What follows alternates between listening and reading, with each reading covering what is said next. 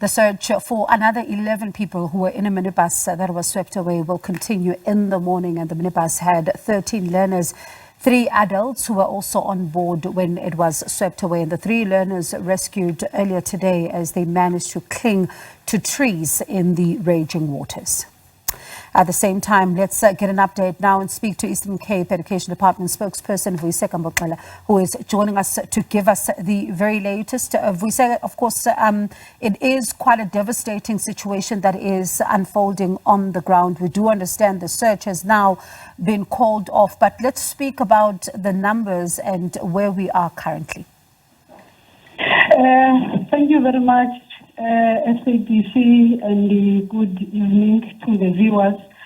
And maybe let's say from the point of view of government of the Eastern Cape led by the Honorable Premier, Mr. Oscar Mabuyane, send the sincere words of condolences to the families that have lost their lives, their loved ones due to the conditions of weather in the province. And of course, the actual number that we can confirm, which was contained in the statement that we issued in the public by provincial government, it's 7. But I must give this indication that there's a multidisciplinary team that has been convened by the Premier, which consists of almost like 6 departments that just concluded a meeting in Amtata, which will convene tomorrow at 8:30. And the purposes of that will be to consolidate the final details of the information, because you'd understand that for now we're speaking on the number of 7, and also there are other families that are coming before us to say they are looking for their loved ones.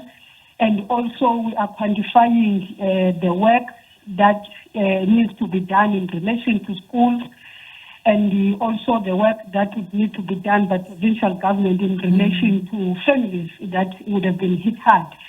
And I can confirm indeed that the situation is somber, and even now the weather isn't indicating that it's going to be clearing anytime soon. But there is a leadership that is on standby, and all emissaries of the province has been dispersed to Amtata.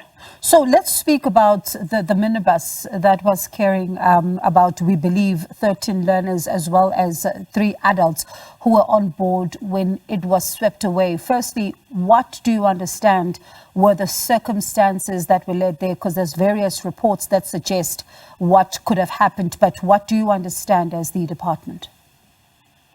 Preliminary information that is before us is that the driver was trying to pass a bridge that is next to a Fata special school, but because of the waves and the depth of water, it couldn't pass through, and then it got swept away. And for now, what has been confirmed is that out of the people that were there, 3 was able to be rescued, and the search for the emergency of the province is still going on.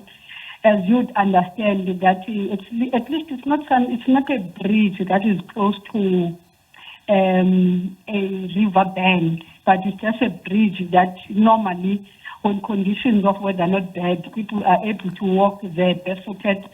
And then therefore it may be that individuals or the people that are being first, they are scattered around. And as of now, we don't want to make any conclusion until the meeting of tomorrow, because the rescue team is on the ground, is continuing.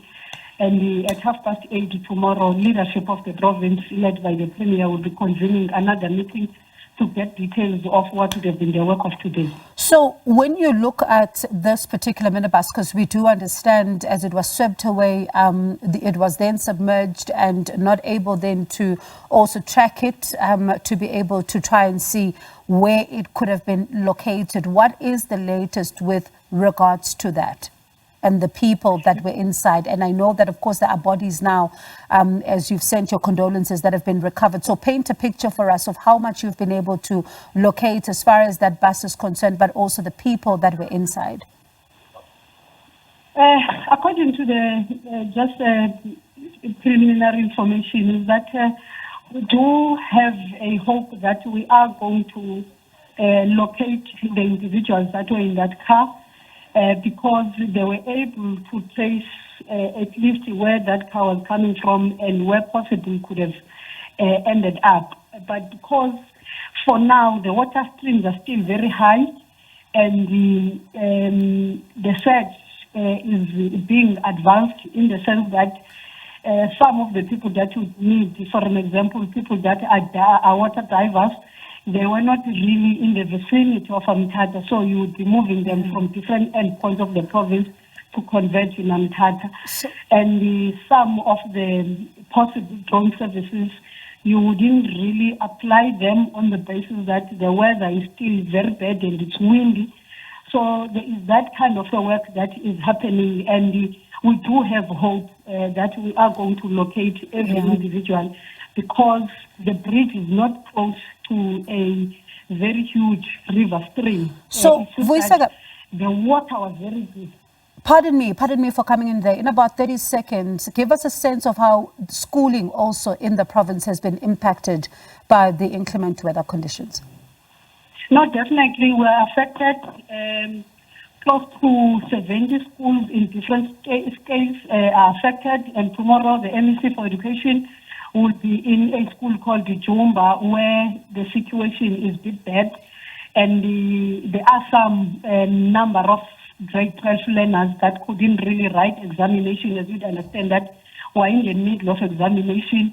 The total number that we were counting, it was close to 300 in different schools, and by tomorrow we'll be knowing the exact number because reporting is coming as we continue with the Vuyiseka, thank you so much for that update. And as you say, we'll continue then to track this tomorrow. As you say, that 70 schools so far have been impacted, and the MEC will be going to Jumba School to at least get a sense of what's going on there. Grade 12 learners also not being able to write. The number stands at around 300 so far. But in that meeting there as well in the morning at around 8:30, where the Premier is going to then be getting an update, I suppose then we'll be able to get a sense of how things are looking. But thank you so much for that update, Vuyiseka Mboxela, spokesperson for the Eastern Cape Education Department.